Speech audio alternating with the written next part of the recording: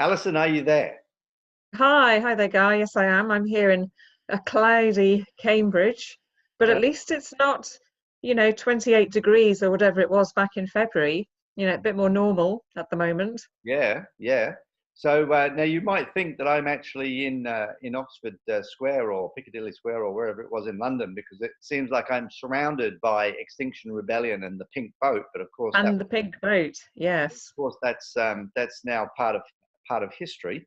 Well, Um, history. I, I'm demonstrating some sophisticated techniques with green screens, and I'm just going to go and choose another one now just to demonstrate how sophisticated I really am with green screen. And here we have another one. This is where it's surrounded by phalanxes and rings of policemen. So, Yeah. Alison, you have been involved uh, in the periphery or in the centre with Extinction Rebellion. Are you able to give us an update of the actions that took place in London over those 11 days, and what you think were the outcomes of that for the organisation's objectives, which was basically to the three key demands? Can you talk to that? Sure. So, so much happened. I think we were all kind of sort of waiting with bated breath in a sense, just to see what would actually happen on day one, and would people turn out, so we knew from indications of interest on the Facebook site, about, who was interested in going to the different events and so forth. We knew roughly, how many people had pledged to turn up, but of course, and you don't know until, the actual day. So I was there on the first day, on the Monday. So I was in Parliament Square and talking with a number of other people, and there were a lot of people there, and it was interesting because it was kind of, what we created was something that was a bit like a sort of festival sort of atmosphere. So, on the one hand, we were talking about some really, really important things like, Parliament Square is about beyond politics, and talking on most of the days about citizens' assemblies, and kind of doing teach outs and so forth for people, and familiarising people and sort of socialising the concept of the citizens' assembly. So that was going on. And then, as you know, from the backdrop that you showed earlier, the Oxford Circus one was, was a very lively thing with the pink boat, and we had Emma Thompson down there speaking. Lots of action there. Then Waterloo Bridge, which turned into the Garden Bridge. I thought that was a really fun idea. It was a real kind of, real dig at Boris Johnson, and that, the ridiculous idea of the Garden Bridge that he'd come up with. And so Waterloo Bridge was, different kind of atmosphere. I think all of the different sites, and of course Marble Arch, which was like that was the key site. All of the sites had a different kind of focus, and if you looked on the map, then they were kind of arranged. They were kind of arranged to make up the XR symbol. Yeah, yeah. So it's yeah, and I think I came across that through a YouTube channel called Just Have a Think, who had that diagram, but I hadn't actually seen it as part of Extinction Rebellion's literature. But that was quite clever, and that reminded me of that movie. What's the one with Tom Hanks? The one about the chasing around after the religious icons, and all of the lines that the people that built the churches had all of these sacred geometries that they'd laid things out on these different lines and meridians, and it was like when I saw that, I thought, that's clever. There's just layers, like cursive layers of brilliance to this thing. It's a great symbol for sure, and it's obviously the hourglass thing as well. So so in the big picture, the idea was to kick this thing off, and you said we're gonna take over 2 weeks, but you pulled it short, and so obviously there was like it wasn't like supposed to be scripted per se. But at a certain point of time, you realize that the political environment had shifted, and the leaders wanted to come back, take stock of what had happened, and actually go and press for advantage in those conversations with the leaders. Is that how it sort of played out? Yes, sort of. So, on a day-by-day basis, I think there's a lot of taking stock of, how many people were there, how we were going to hold all of those different sites. Sadiq Khan became, understandably, really quite agitated, because I think after the first week, when it really started to hit home, and I think people, you know, ordinary people in London, I think, were starting to feel the pressure, starting to feel the pain, because, you know, they were being hampered in getting to work. So on the one hand, it was a bit of a carnival, and, you know, there's a lot of empathy and sympathy for the cause from various people. On the other hand, you know, it was quite clear that, you know, we were becoming a bit of a nuisance. And there were discussions within XR around, well, you know, are we going to really, you know, stand this out for as long as we possibly can, or do we want to take a pause and enter into some negotiations? And cutting a long story short, and, you know, ignoring the kinds of, you know, there were disagreements as to what to actually do, but it seemed that there was a window, an opportunity to speak with Michael Gove. So yeah, I think it would have been wrong to have gone into that meeting very, very swiftly, because you don't you know, if an olive branch is extended, and it's extended by someone like Michael Gove, then I think it's really important to actually have a think about, A, you know, do we want to get into this conversation? B, if we are going to go into the conversation, how are we going to manage it? And how are we going to, you know, how are we going to control the agenda? Because obviously that's really important. And then see, you know, who's actually going to go along to that meeting. And, you know, hindsight is a wonderful thing, but, you know, if you've seen it, and if people watching this have actually seen that interview, you know, it didn't play out as it could have played out. So it became, I think, a bit of a conversation piece. You know, it could have been managed more effectively. You know, you know, I think it's healthy to be critical and to critically evaluate after the event. But it became a sort of stage managed conversation, and it's fairly clear that, you know, that Gove owned that one, and perhaps we might have managed that one a little differently. But the important thing, I think, is that the conversation actually happened, and then off the back of that. What's special? What is special about Gove? I mean, he's the environment minister, I understand. But is that a particularly is that a powerful position in the government? Yeah, well, yes, it is, because, you know, he is the one who is responsible for the you know, for DEFRA, for the targets, and so he holds the environment portfolio. So yes, it is very important. But you know, equally, it's important to understand, I think, that, you know, it's not just about getting his ear and having a conversation with the environment minister. I mean, this is really about the whole of government. You know, so what XR are trying to do in terms of its, you know, its demands to tell the truth, and you know, carbon zero by 2025. You know, that's outside of Gove's portfolio. That's a whole government issue. So in a sense, you know, a conversation with Gove is sort of neither here nor there, because really it's a whole government conversation. It's not specifically about him. Right. Okay. And so you also met with Sadiq Khan, the Mayor of London. Yeah. And so now he'd actually declared a climate emergency the year before, but hadn't really seemed to have done anything. Yeah.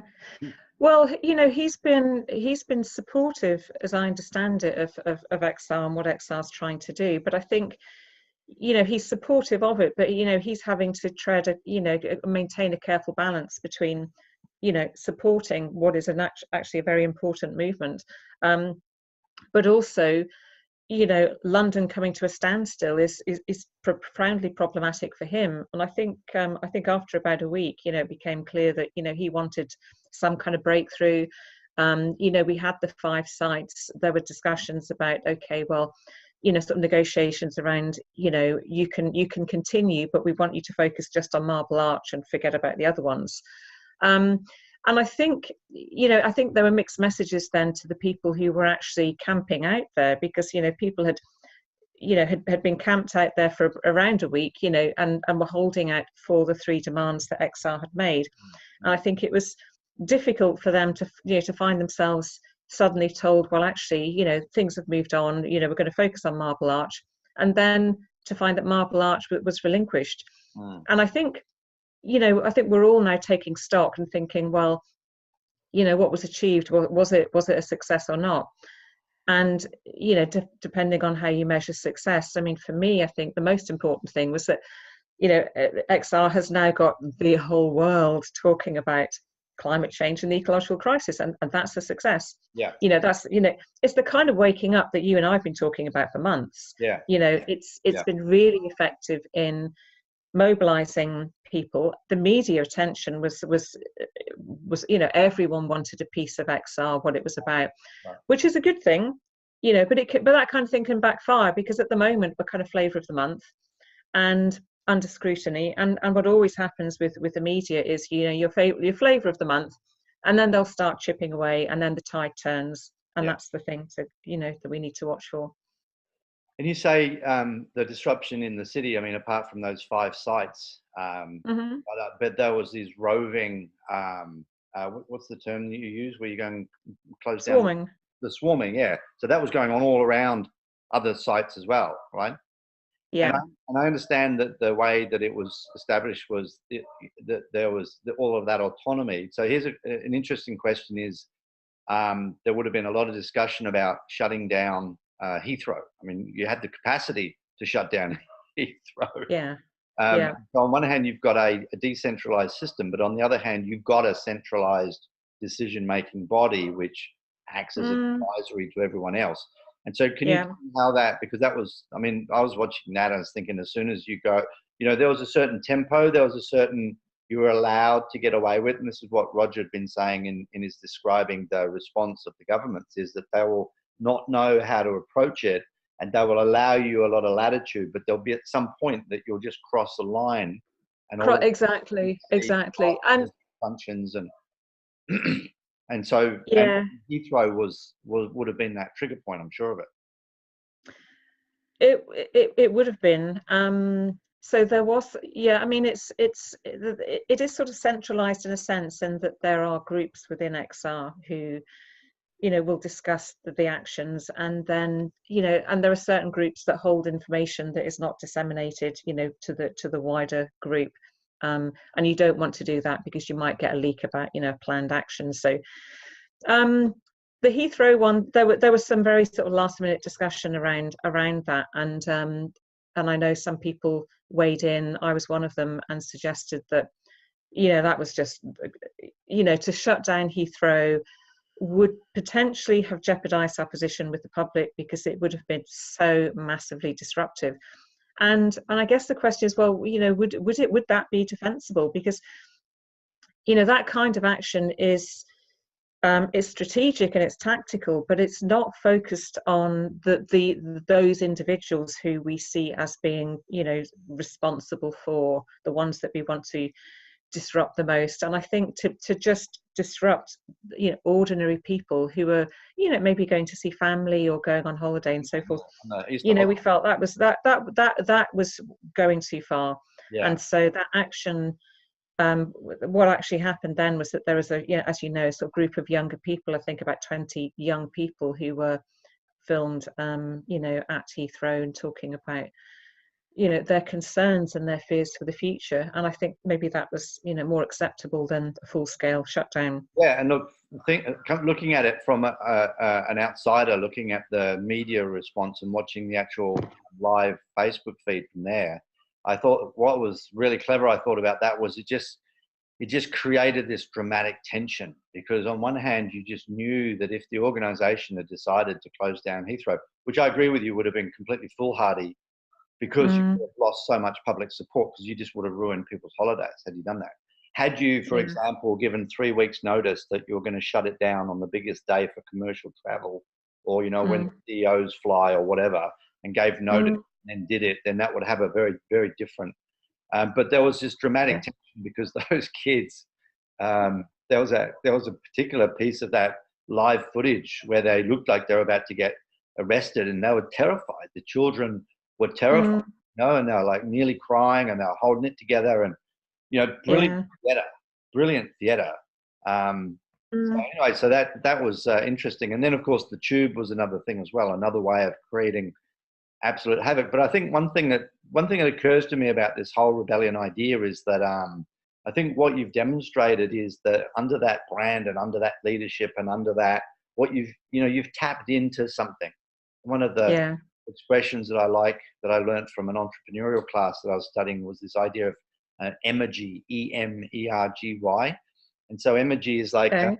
you've got a, you know, if you've got an entrepreneurial venture, it's either tapping into like the times, the passion of the times, or it's not. And your organization has absolutely nailed it. You've got the messaging right, brand, everything about it's right.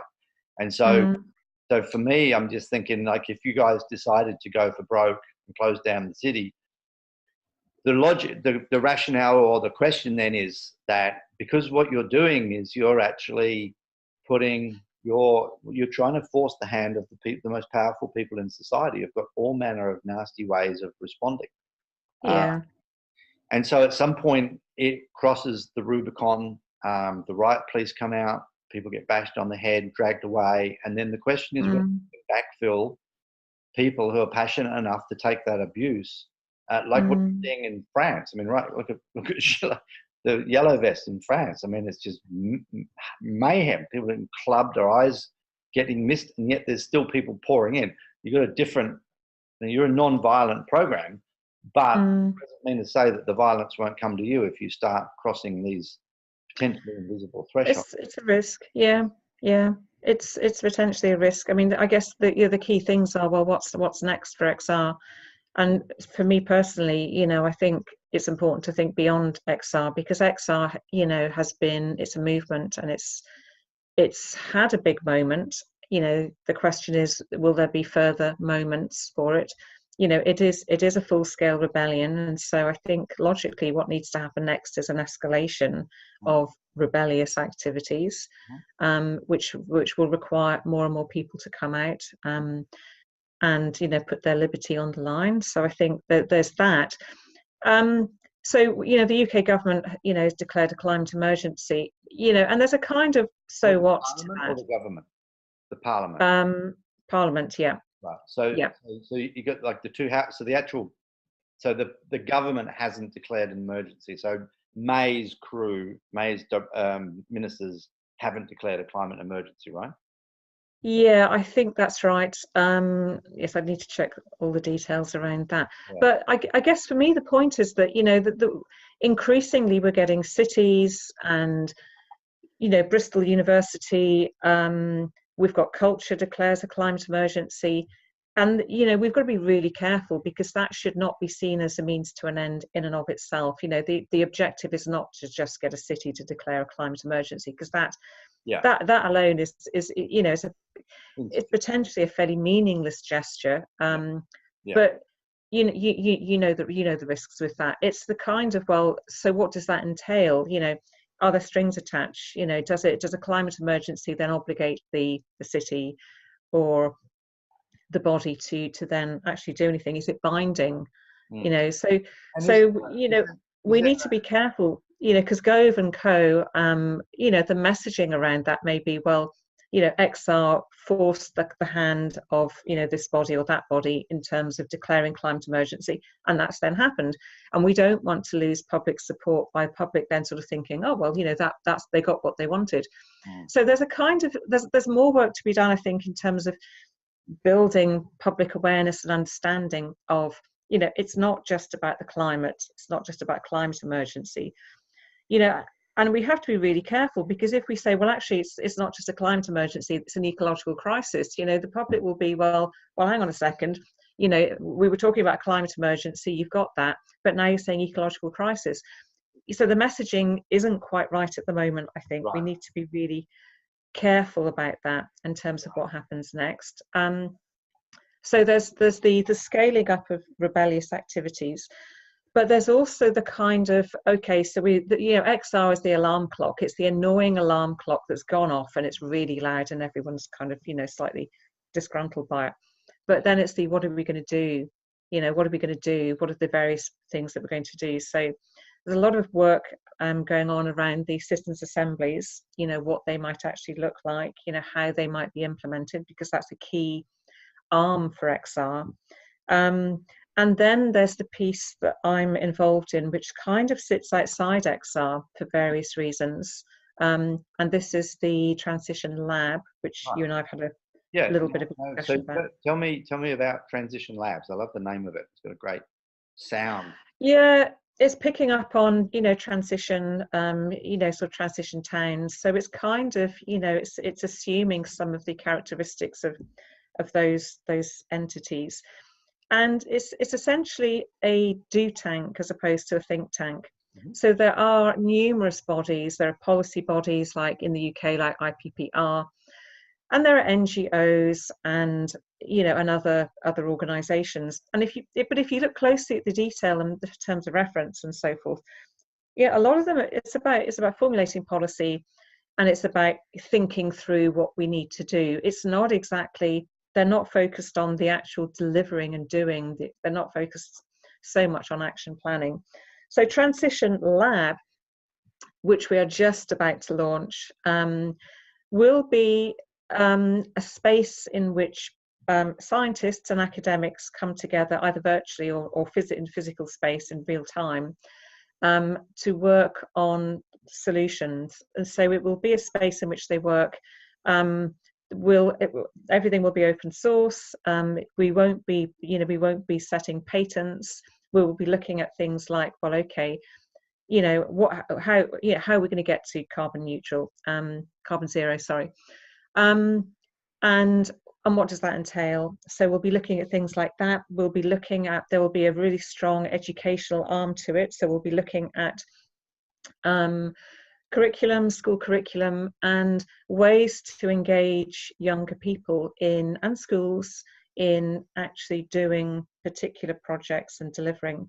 So it's really exciting, and it's you know, we're conceiving of it as something, you know, analogous to CERN and, you know, the Turing Institute, some sort of really big international multidisciplinary venture. So we're getting that off the ground.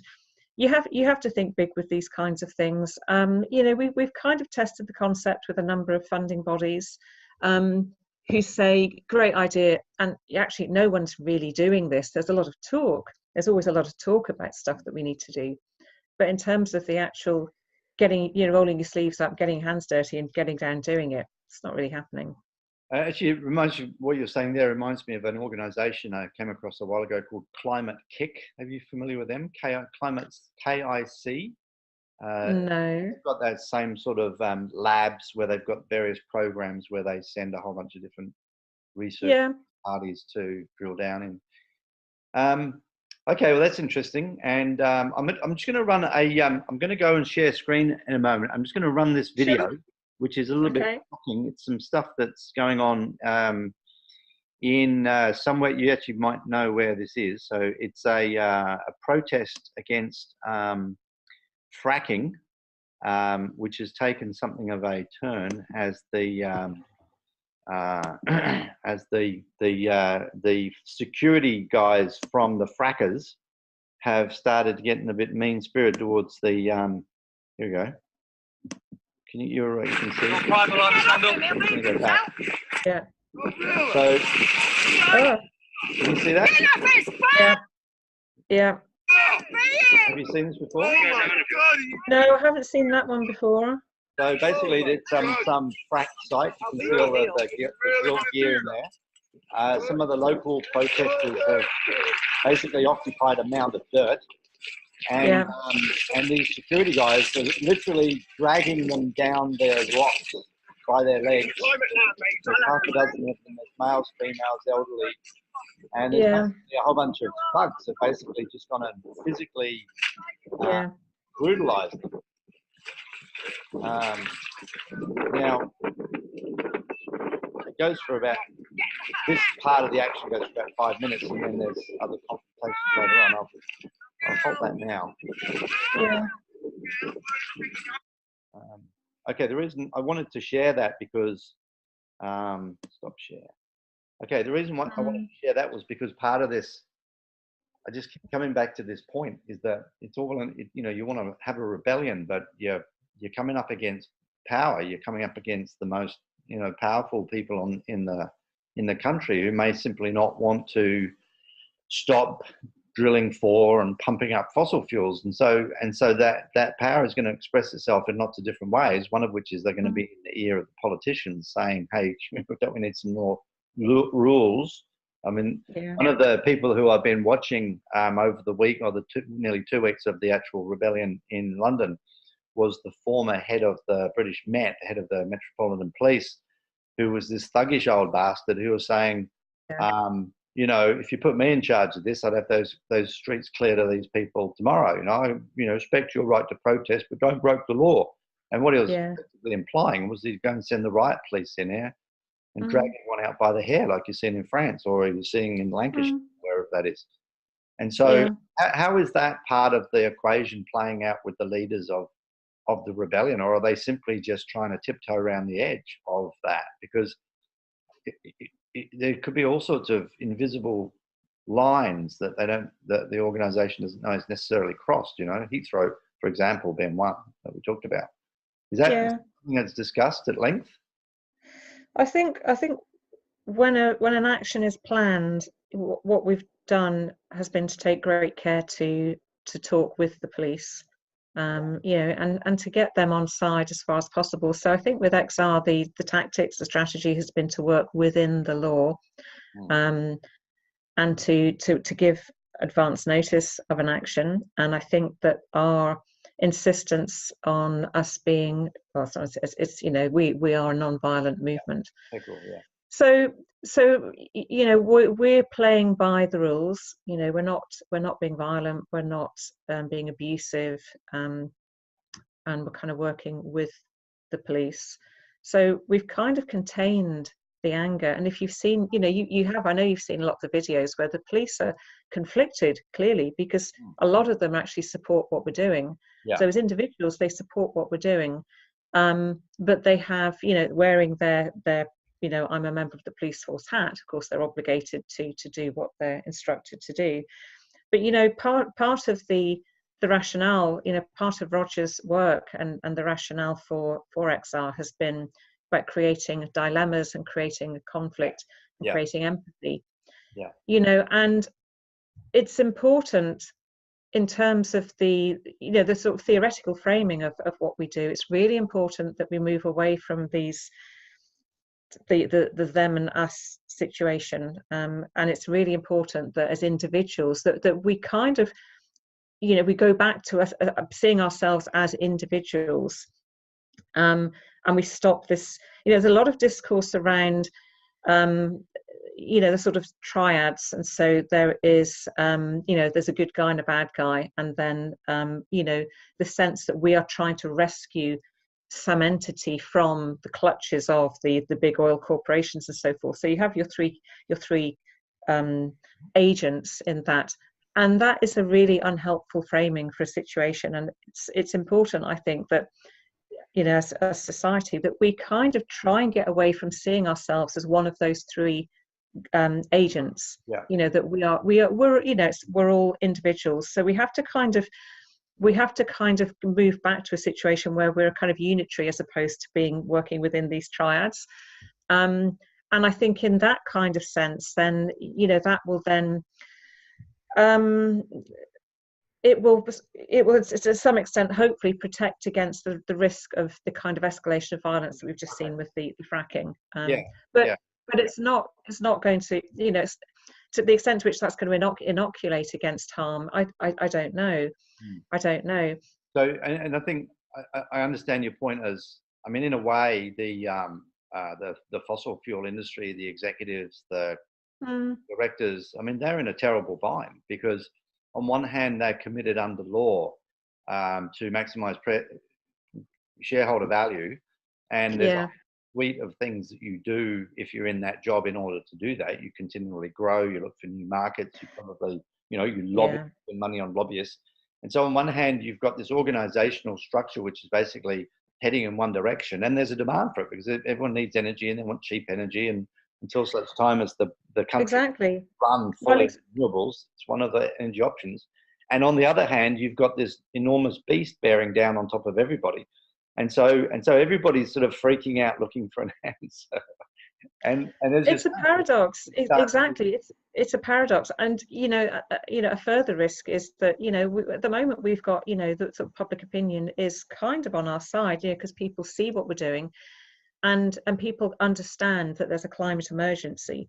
but there's a question as to whether we people understand that the consequences of declaring a climate emergency are that action has to be taken, and that action will have implications for how we live. And it's that paradox. Yes, people are, there's a climate emergency, I'm worried about that. We're worried about the loss of biodiversity, rates of extinctions, all the rest of it. But then, the connection has to be with what that means for us. And then when it hits home, that fundamentally it means a change in consumption. It means we have to consume less. It might mean things like some kind of, universal basic income. People have talked about rationing. People have talked about a dramatic reduction in leisure flying, changing our diets, moving away from a 5-day working week to, those kinds of things. People are going to be, oh, hang on a second, do I? Yeah, and so this is why I'm saying we have to move beyond XR at this point. There's a job of work to be done to socialize these concepts and to have people understand what it actually means. Declaring climate emergency is one thing, but then the actions and what we have to do, that's quite another. And it's you can see why governments don't go there, because you're not going to win. You're not going to win an election on those kinds of on that kind of manifesto. So what has to happen, and this is going to be part of the remit for Transition Lab, what has to happen will be a piece of work which is, okay, well, how can we frame this, with integrity? This can't be some kind of spin type campaign. How can we frame this in such a way that, the benefits of changing our lifestyles will be seen? So the benefits aren't just that, we stem the worst of the effects of climate breakdown and so forth. What would be the benefits to people? And a healthier lifestyle, lower levels of stress, better mental health. Those kinds of things really need to be explored and examined and talked about. So that's one of the things that Transition Labs is planning to do, to sort of talk about the upside of all of this. But we have to kind of wean people off that, endless focus on growth, on GDP. And that's going to be really tough, because if you've got extensive shares in Shell and Exxon and so forth, you don't really want to see your share value drop. And and I guess what we're talking about is precisely that kind of thing, and it's also extremely important that that when we start to look at how we're going to bring about these changes, that that the brunt isn't that is that the least well off have to be protected from the harm that they will experience by having less. So then it's a case of the richest, I don't know, 10% or whatever, being persuaded that they have to bear the brunt. But they have to, because we've got this widening gap between, the richest and the poorest, although that's contested in some spaces. But, you've got this increasing concentration of wealth in a never decreasing percentage of the population. Yeah. And in some senses, how governments or societies would deal with crises such as the climate crises, the normal way would be that they would just basically ignore it and fall off the edge as the food production collapses and riots break out and they form an authoritarian rule and you go into like hellish, complete breakdown. And so, but what I was doing, it's like, so, the way that I think about these things in terms of the evolution of consciousness. And so when I see something like XR, what I see, and it's so exciting that I'm excited by it, but I don't have the words to describe what it is almost, but it's almost like it's an emergent technology. I mean, I refer to it as a technology in as much as it's a piece of human knowledge applied, using resources to bring about a certain outcome. And it's like, this is the beginnings of, there's this talk about like this concept of the age of Aquarius, and you talk and they say, oh, we're in the age of Aquarius. Well, I don't think we are. I think we are now. I think we are from the 10th of April. I think, I think the school strike, maybe it started, in, September last year, but would have thought that children rising up would be a powerful force to change. Oh, yeah. I've been scratching around for 20 years trying to figure out what is actually going to shift the trajectory of this system to potentially bring it about.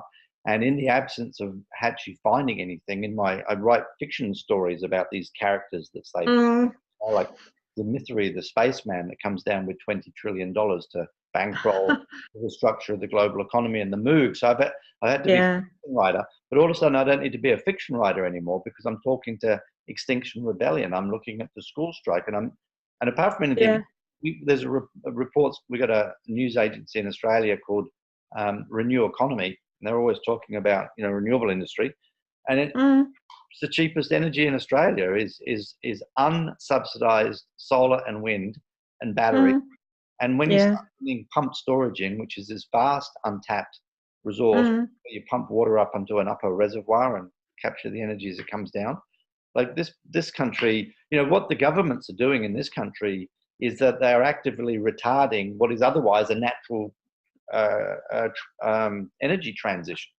The normal laws of economic supply and demand. Yeah, and same in the US. Same in the US. There's potential there for solar energy. Across Arizona, places like that, which is going to be much cheaper. But it's the fossil fuel companies that are being shored up by these ridiculous subsidies and so forth, as you say.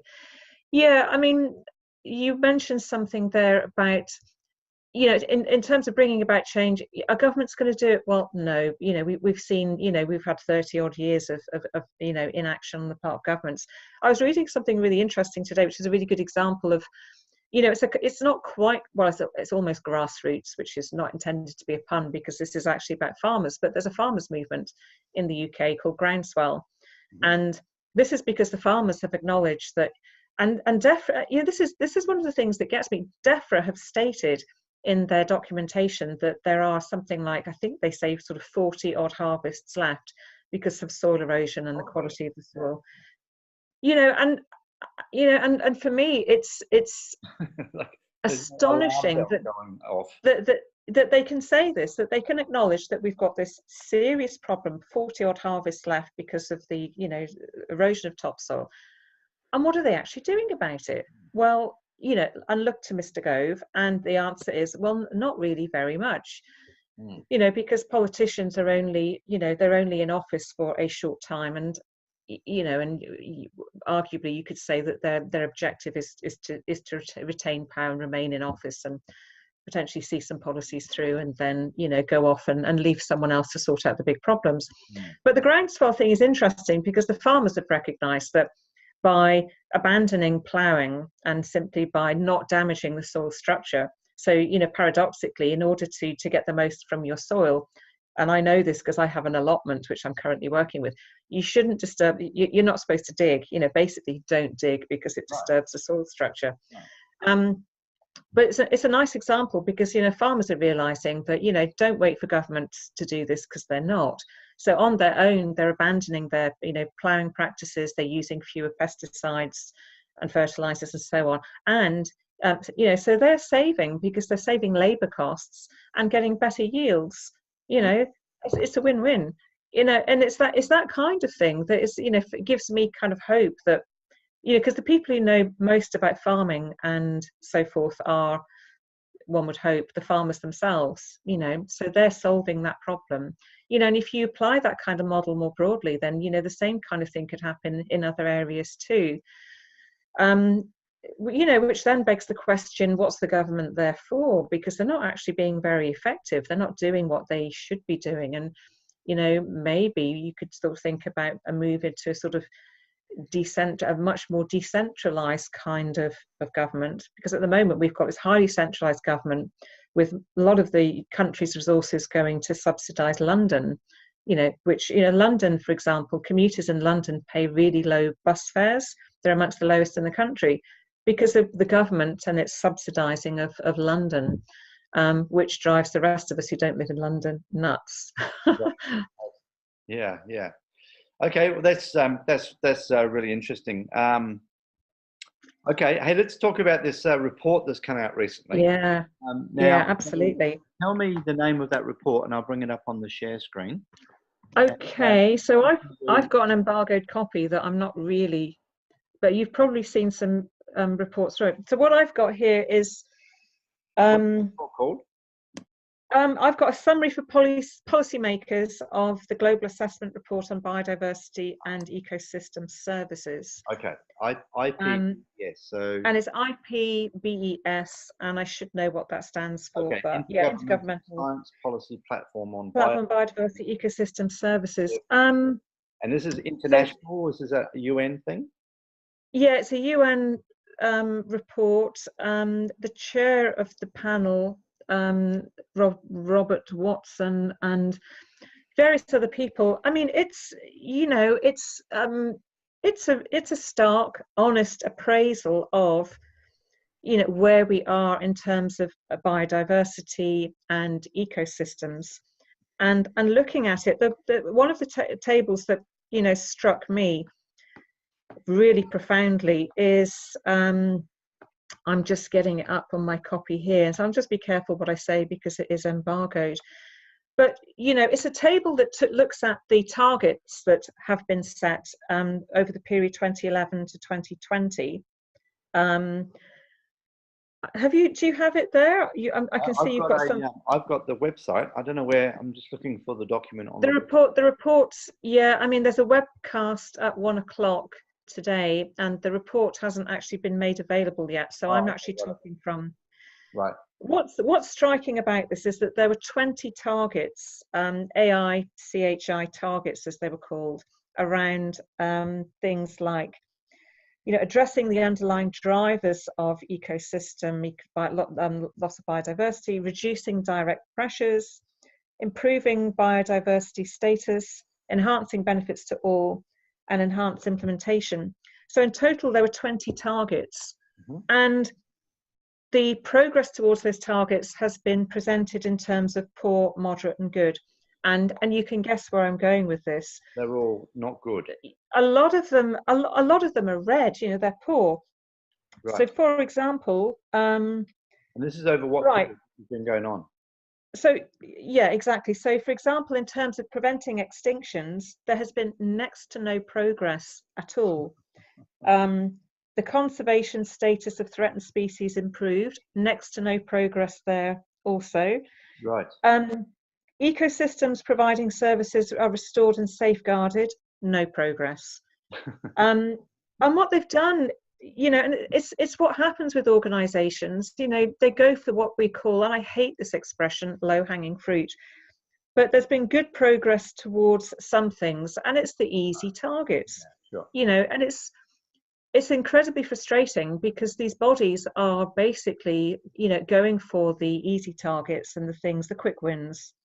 So there's been some progress in terms of, prioritizing invasive alien species. So obviously we don't want invasive alien species. So, there's been a bit of work there, and that's important. But the progress towards all of these other targets, which are absolutely crucial, is negligible. And the report is very clear. It says that in order to make progress, we have to completely transform our political, economic, social systems. And it's the stuff that we've known for 30 odd years. So here we've got another damning report that's talking about the acceleration in the rate of extinctions. I mean, the rate of extinctions is terrifying. We are losing things like amphibians. I actually have, frog phobia, but amphibians are dramatically threatened, and many species of, of plants as well are under threat, because of our monocropping, because of our agricultural habits and so forth. But the message is clear. And what the report doesn't do, and it's not mandated to do that, is to prescribe and set out how we transition. So the message, just as it was with IPCC 1.5, very, very clear. Acceleration in terms of rate of extinction. With IPCC, it was climate breakdown. Here, it's the terrifying prospect of, ecosystem collapse. So the message is very clear. And the problem we have is that, governments are simply not minded or not empowered to actually act. And that's part of the problem, but that's me framing it in terms of them and us. I was looking at some interesting research yesterday, and it's really depressing in a way, but it's a lot of psychological experiments that suggest that, you know, we are very, very poor at accepting facts. And if the facts that we are invited to accept are, you know, unpleasant or difficult to digest or problematic in some way, which is pretty much the way it is with the climate science, then, you know, we don't act appropriately. And what the research suggests is that, you know, we need to become mindful of all of our cognitive biases, the limitations of the cognitive architecture, and you know, frankly we're not very good at doing that. But what we can do is go to science, because science has tried and trusted methods, and we have an accumulating, growing fact base. So essentially, it's basically what it's what, you know, people like Greta Thunberg have been saying. You know, listen to not so much listen to the scientists, but listen to the science. You know, so we need to, you know, we've got to have an evidence-based way forward through this, because, you know, as humans, we're not going to be able to make the right decisions ourselves. You know, we need to go to the, you know, the facts and the science, and do what the science is telling us to do. Yeah, I've just brought up and sharing one of the sub-reports. This one from pollinators. I don't know. Yeah. I'm sort of scrolling through just to see if there's anything. But it's interesting that of the number of reports that came up on that page that I linked to, this was the first one, and there's lots and lots of words. There's exactly. You know, it all paints a pretty desperate picture. And I mean, what's quite different about this report is that it gives an assessment of the extent to which we can rely on the knowledge base and the, you know, the evidence base. And in most cases, you know, we can be very confident in the information that they are presenting to us. And because we've got that level of confidence, you know, it gives us less wriggle room in terms of saying, well, you know, it's a bit iffy, we don't know. We do know, you know, we can be completely confident about many of these conclusions. So yeah, you know, it's well, what next? What are we going to do? And look, and back to this point about governments, and the way I've sort of viewed governments is like when a government takes over power, it's almost like it's I don't know whether it's mandate, but it seems to be its mandate is to keep everything just exactly the way it was. I mean, and this is coming from this idea that the governments are more receptive to the economic elite than they are to the public. And I think there was some studies that I think it was a study that Noam Chomsky did, where he looked at all of the laws that were passed by Congress in America over this period of a decade or something, and basically found that 98% of them were changes that were widely favoured by the economic elite, but almost exclusively not favoured by the general public. Now, because the irony there is that, you know, the very concept and the actual charter of governments is to look after the interests of the public, whereas in fact they just don't do that. And I'm not into conspiracy theory, but I was listening to this. I was listening to a former CIA guy who's quite outspoken and talks a lot about the relationships between government and power. And he was saying that when people take over positions of national power, like the PM's position, is that they get sat down and they have this difficult conversation. And the difficult conversation says, welcome to the club. And this is your instructions. And let us tell you what happens if you go against that. Now, I don't know how true that is. I'm sure there's a kernel of truth in that. One of our former PMs recently says that if you're in power, there's 4 major places where you're going to get pressure. And 2 of those are the mining lobby, you know, the actual miners. You know, so we've got a guy running for office in Australia now. This monstrous humanoid creature called Clive Palmer, who supposedly is worth $4 billion. And one of the big pressure points in this election, actually, it's been very much an election based around conversations about climate change. But one of the big pressure points is that there's an Indian company who wants to open up this monstrous coal mine in northern Queensland. I'm in Queensland in the southern part. And so a lot of this is going on in the capital and the protests and stuff, who wants to open up one of the largest coal mines on the planet. They want to export 60 billion tons of 60 megatons a year of coal. But when the infrastructure goes, if the infrastructure goes in for that mine, it opens up, or it just makes it significantly easier for a whole string of other coal mines in that basin. One of which is actually the proponent of which is this guy who's trying to become the next prime minister. You know, and he's got $4 billion, so he brags. He was on TV. He's got a short temper sometimes, and when he gets wound up, he kind of like rants. He's like this really obese. He's just not a very nice character. Not a nice character. I saw him in person once, and it was like, you know, it was like Mr. Creosote meets Jabba the Hutt meets, you know, greedy, like you know, everything that's just wrong in a human being is embodied in bulk, and not meant to be ad hominem about him, but the things that he actually stands for is just grotesque. I mean, the guy's just like so flagrantly in this in order to get his minds up. Right now, he's worth $4 billion supposedly. He's supposedly in something in the order of 50 million in advertising, which is numbers which are just out of the reach of even, I think, the government for advertising spend. And he's poor. In some places he's getting 14-15%. So he's going to have members in the government. I don't know. I don't think he's got a chance of actually winning, but you know, he doesn't need to actually doesn't need to form government in order to have an oversized influence on the system. And so I just there's this concern that I've got, and again, I just keep coming back to this, you know, and this is what I'm really impressed with the sophistication that you've described with XR in how they're actually dealing with these sort of issues of politics being the distribution of power in society, and how do you tiptoe around it, and how do you, you know, and this is what I saw when Sadiq Khan came out and started saying, you know, publicly that the government needs to take proactive action on climate change was, you know, that's clever.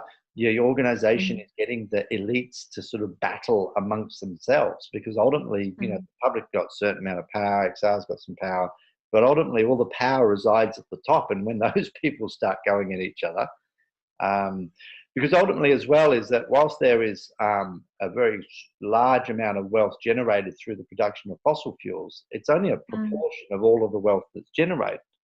And so on one hand, you've got the insurance industry would be very happy to see the fossil fuel industry wither up and die.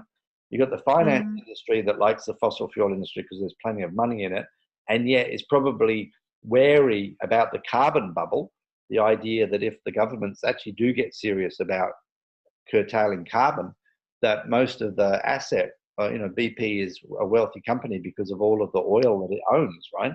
That it has, right? Exactly. And so, and in the numbers that I saw coming out of the Carbon Tracker Institute in London was saying something like 4/5 of the fossil fuels have to stay in the ground, and these are fossil fuels that are listed as assets on the books of these companies.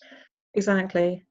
So those assets will be worthless. I mean, and that is a significant threat. I mean, you can, you know, I can see that, you know, for governments, there is a monster problem here, because, you know, fossil fuels need to stay in the ground, and because their agendas are entirely driven by the economy and how we must not cause the collapse of the economy, because that is the threat. Yeah, that's what people are concerned about, and to some extent I get that, because if the economy collapses, then, you know, then there will be harm to the least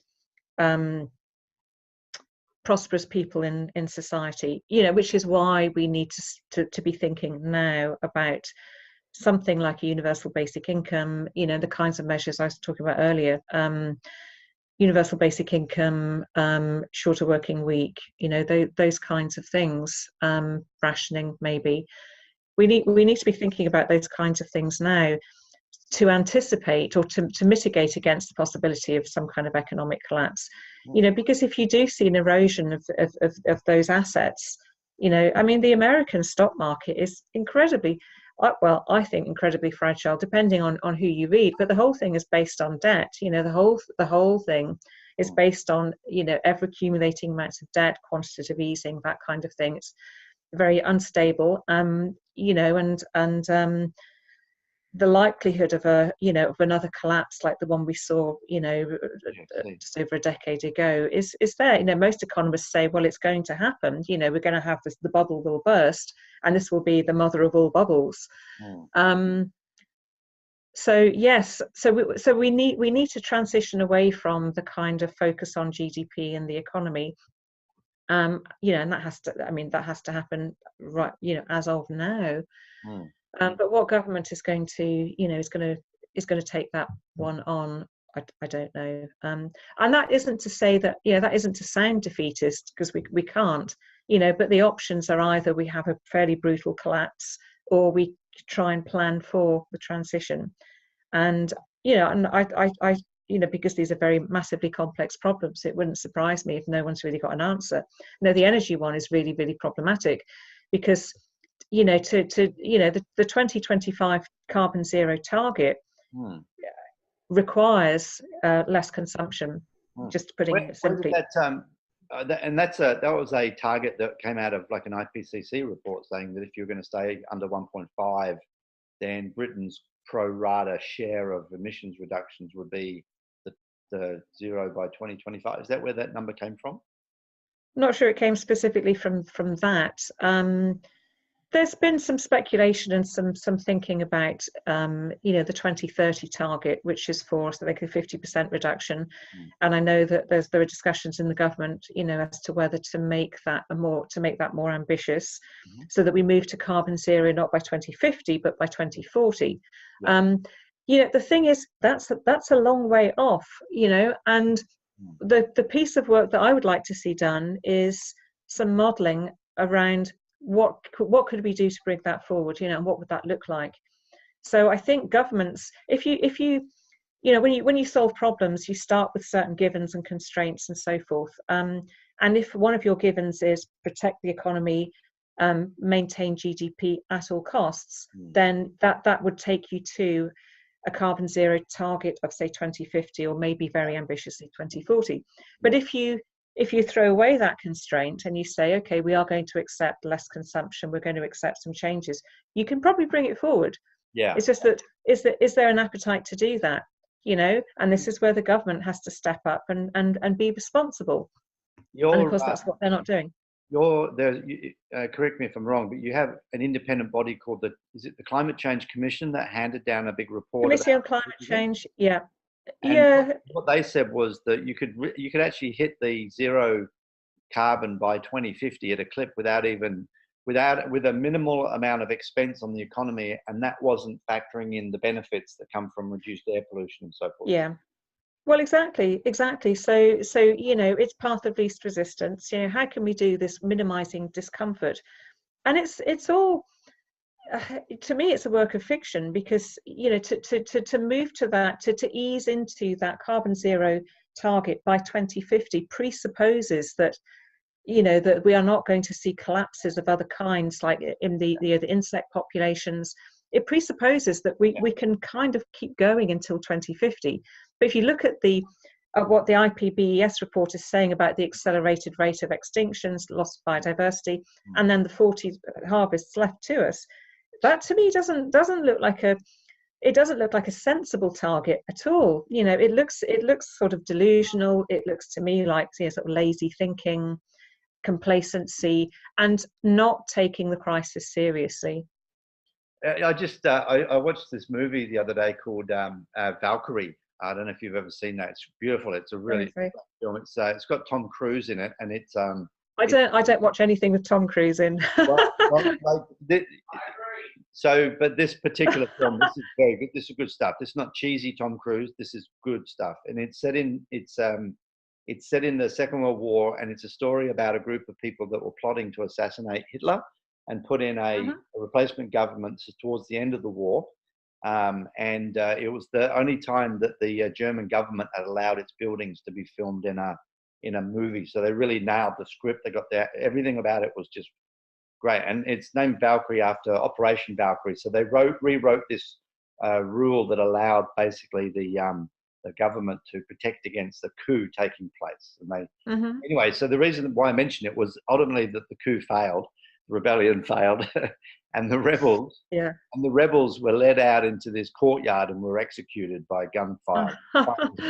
Nice. And the reason why it came to mind was I was just sort of thinking about the government saying, okay, well, we've got this plan, right? And the plan is, without really doing anything, like spending £2 billion a year for 30 years, and we're going to get to this mythical target of 0 by 2050. But realizing that at any point we could run out of food, we could have climate breakdown, that the straw that broke the insect's back gets snapped along the way. The tensions grow in other parts of the world and thermonuclear war breaks or anything. It's sort of like the plan is basically just to walk up to the place until somebody shoots you in a firing squad. It's like you're doing nothing and then just sort of taking it on the chin almost, and that's what I've sort of seen for a long time. And the analogy or the expression that I have is business as usual until you can't. Business as usual until the whole thing basically collapses. And the only exactly, or until you get a growing, a sufficient body groundswell of people who are just going to wrestle with the government and try to to wrench some of the power out of their hands if they're not actually going to act. I mean, sometimes in my head, I have this. And this might seem a bit tasteless, but it's it's the plane and it's being it's going in the wrong place, and the passengers are kind of like, this is seriously a problem, and you have to go and grab the pilot and hope somebody else and get someone else to fly the plane, because these guys are not, but the interesting thing is, and from my own experience in senior management roles within universities, and I might have said this before, you become blinkered to what's going on in the wider environment. You become very focused on what you see to be your job and the problems at hand, and and that's part of the. It's almost like a kind of the psyche of the organisation. So for government, the government sort of psyche and the agenda and so forth for the government will not have climate change and ecological crises as part of its kind of landscape. Governments and institutions are driven by KPIs, by targets, by monitoring your progress towards those targets and so forth, all of which is driven by the economy. We're not going to see real change until we see people thinking, it's that old phrase, thinking outside of the box and being cognizant of what is actually happening. I mean, does Theresa May ever talk about climate change? I don't, she's probably so focused on what she sees as being the job and the problems of the day that it probably just isn't, probably not on her radar, in the sense of being able to step back and actually, go outside, read the reports and figure, well, actually, what does this really mean? And it has to be like that. You have to assume that these are reasonably intelligent people who just don't get it. Yeah, and I read up on superclass, which is a term that I use to describe the extremely powerful people in the world. It's a term I got from a book by a guy called David Rothkopf called Superclass: The World That They're Creating. And what he says in that, he says that there's always going to be an elite. There will always be elites around us. But he said that when the elites consistently make bad decisions, then you got a problem. And there's another author, I'm just trying to think of her name, is a French Canadian writer, and she refers to the Davos Club. And she says that when you get amongst these powerful people, they simply don't have an idea. They're not innovative. They don't have a clue. They've got a system that they operate in that just says, this is what you do. You grow the economy, fossil fuels, Yeah. That's the only thing they know. And so exactly. It comes in like XR that just needs to come in and just pry some sanity into that system. That will get us part of the way there, but I'm just remembering now the meditation that Rowan Williams, former Archbishop of Canterbury, did just ahead of the Rebellion Week, and it was a meditation, and he repeated, and I included this in my speech in Parliament Square, the phrase, "We've forgotten who we are," you know, and this goes back to, you know, the works of Joanna Macy, you know, the deep ecology movement, you know, which you know, its legacy is felt by deep adaptation and Jem Bendel's work. But we have, you know, humans, we are so detached from, you know, our sense of place as part of a natural system, and that is, for me, a key part of, you know, why we're in this position, you know, why we are in this mess. You know, collectively we are in this mess, you know, because you and I have talked about the ecophony, which you know, which is a great way of describing it, you know, but not everyone is going to have that kind of experience. Yeah, and you know, I mean, I could be a bit flippant here and say what we could do is, as an experiment, is get a whole load of magic mushrooms and psilocybin, and you know, and distribute it to governments, and give them an experience that they're not going to forget. You know, I mean, would that wake them up? Maybe. It would be interesting. Well, I think what you need to do is you kidnap them, you take them out into the wilds, into the forest, get them stoned for about 2 weeks, and then let them find their own way home. Find their way home. Spend some time with some Indigenous people. You know, it literally, it's, you know, there has to, you know, they have to themselves wake up. But of course, the job and the mental focus, you know, mitigates against them doing that. You know, so anyway, yeah. Look, before we come up with any more outlandish plans to fix the world, we're going to draw this conversation to a close. Okay. So, Alison, thanks again for that update. I really appreciate your time, and I really appreciate having somebody that's got some insight into the inner workings of what I mean, just a fascinating 2 weeks for me as an observer from Australia, but and really exciting to see what comes next from the Extinction Rebellion. Don't forget, I must put in a plug for the book, Extinction Rebellion Handbook, coming out June the 3rd. Yes. Okay. This is not a drill. This is not a drill, exactly. Yeah. Now, so being rushed out. So I wonder why, because you can actually, if you were to upload that file to Create Space, you could make it available straight away for people that wanted to buy the paperback. That's just an idea. You've probably got a contract with Penguin or whatever. Yeah, we got a contract for sure. Yeah. All right, Alison, okay. Thank you. All right, thanks, Ben. Bye. Bye-bye. Have a good day. Bye. Yeah.